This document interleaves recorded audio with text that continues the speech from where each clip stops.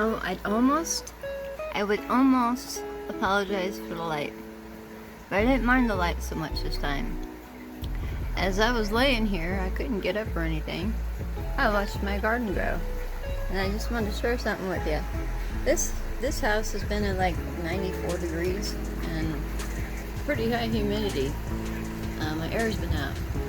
But see, these are actually vine ripened, and they're the first thing I'm going to eat when I feel better.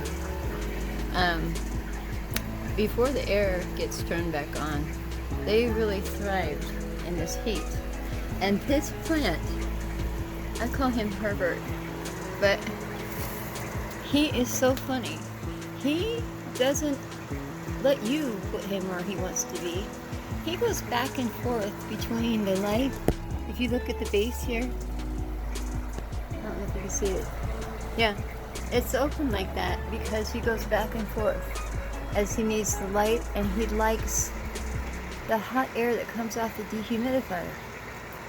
He really, really likes it. He is the funniest plant I've ever had. If you ever have a chance to get a plant like this, you'll appreciate it. It doesn't have to be as warm as the tropics in your house, but they do like it. And then I wanted to show you, I found out what was wrong with my aloe vera. It's like a succulent, almost like a cactus, and it actually requires to be in a sandy soil, like a cactus soil and clay pot.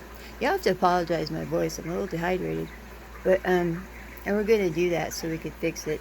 It really kind of picked up though. You really can't see it in the pink light during this. And look at this. This plant was as tall as my grandson when I got it last year.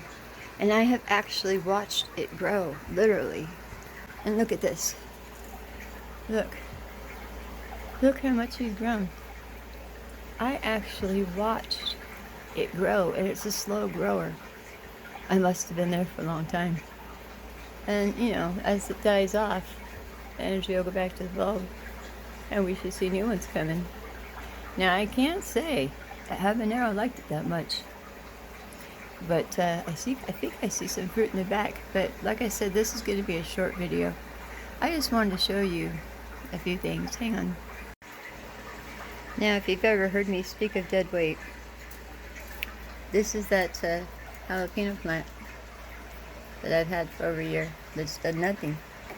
These are all suckers, every single one of them.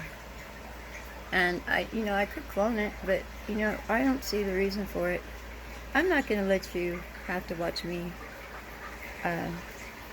dispatch of this, but when I do, I'm going to show you how I sterilize the soil. Because this little guy right here, my dad got me, there was frick and frack, but one of them died. And instead of calling one frick or frack, because I know I'll screw that up, it looks like there's two of them in there. See? So we're going to just stick with frick and frack so I don't screw that up. I try to have a user-friendly channel. Anyway, that's all. I just wanted to show you, because I'm going to pick these, and it won't be in my next update. And I can't believe I actually have vine ripened tomatoes in my own living room. And I was just so appreciative and happy that I brought a little bit of the things I love and a little bit of happiness inside my house that I could watch during such a difficult time. And it was actually a lot of fun.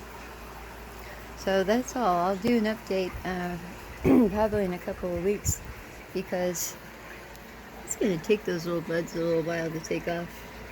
And I didn't, I was trying as hard as I could to keep up with the neem oil spray. Anyway, you have a good day and a wonderful Father's Day. I just wanted to share that with you. And I hope that you have a wonderful time. Bye.